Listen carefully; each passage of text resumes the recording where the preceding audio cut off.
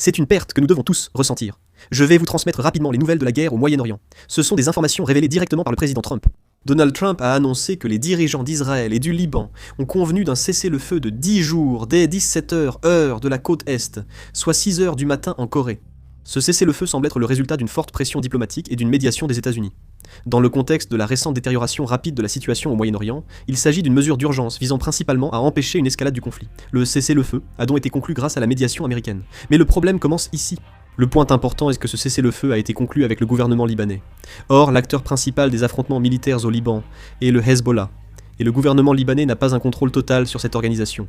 Autrement dit, même si le cessez-le-feu est établi sur le papier, il n'est pas exclu que les échanges de tirs et les attaques de missiles se poursuivent sur le terrain. Selon les informations actuelles, la participation officielle du Hezbollah au cessez-le-feu reste incertaine. Cette période de 10 jours servira probablement à tester la possibilité d'amener le Hezbollah aux négociations, plus qu'à une simple pause. Si aucune nouvelle négociation n'a lieu, les affrontements pourraient reprendre.